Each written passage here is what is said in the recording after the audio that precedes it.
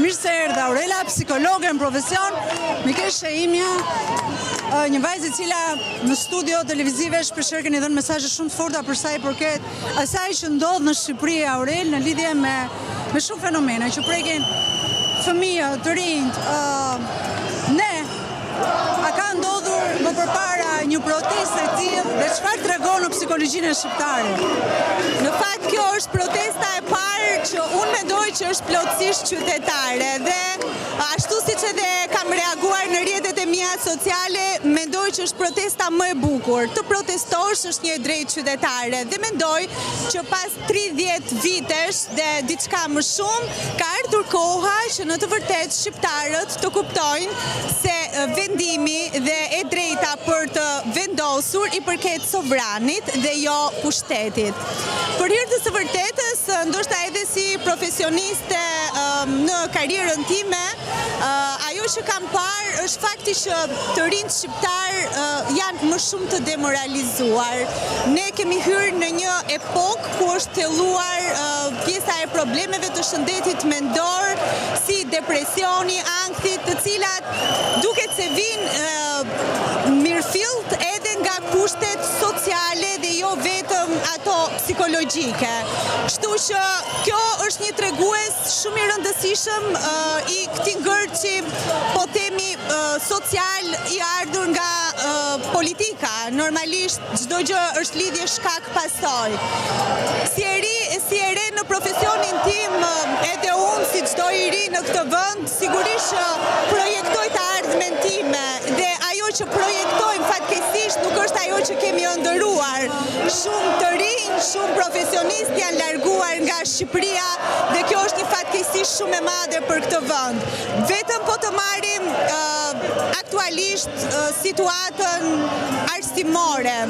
U përfol shumë nga politika se do të kishim ndryshime dhe reforma të rëndësishme në arsim. Do të kishim reforma të rëndësishme në shëndetësi. Por në fakt ajo që kemi parë deri tani nuk është një reformë. Çfarë është Aurel, si psikologe? Ajo që unë mendoj, të them të drejtën, është një lojë, një tallje me shqiptarët.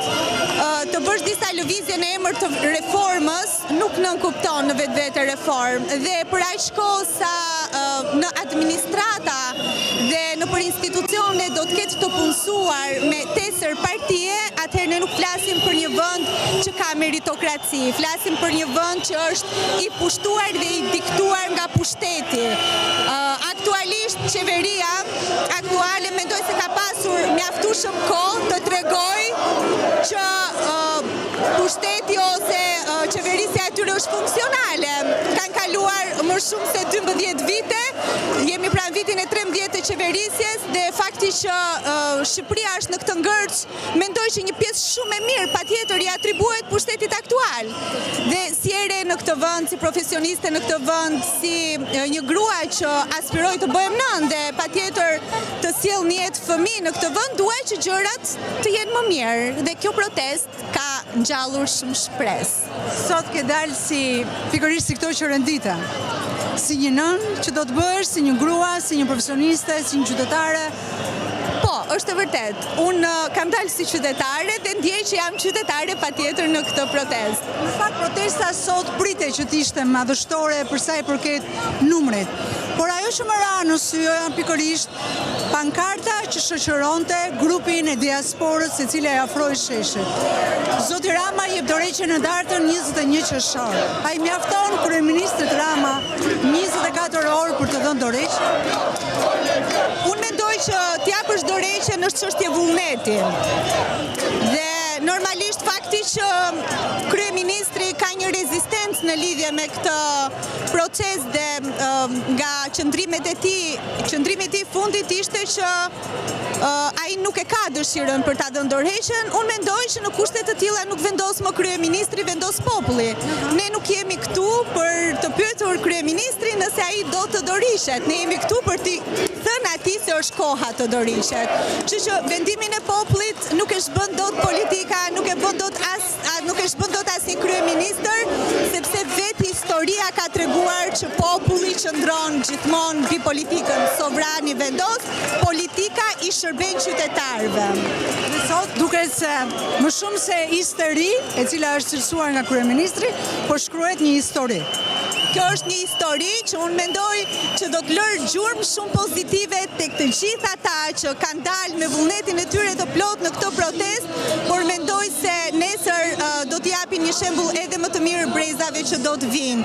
Kjo protest në fakt ka treguar që është koha për ta ndrydhur, për të mos e ndrydhur më atë frikën, dhe është koha për të dalë dhe për të kërkuar të drejtat qytetare, që deri më tani me sa duket ndoshta brezat e më përparshëm të prindërve tanë kanë ecur me frikën në vetdije dhe sigurisht me pasiguritë e jetës që gjithmonë i kanë imponuar atyre të marrin një pagë për të mbijetuar, për të rritur fëmijë të rinj. Brezi i ri nuk e ka më këtë frikë. Brezi i ri i njeh shumë mirë të drejtat, ata e dinë çfarë kërkojnë, dhe mendoj që në kontekstin shqiptar do të ndryshoj mindseti për sa i përket asaj që quhet e drejtë qytetare, dhe është merita e të gjithë këtyre shqiptarëve dhe të rinjve që pa frikë kanë ardhur këtu. Faleminderit Aurel, edhe faleminderit ty që erdhe këtu në këtë mini intervistë ku besojmë që bëjmë detyrën tonë si gazetare dhe si qytetare. Faleminderit e dashur.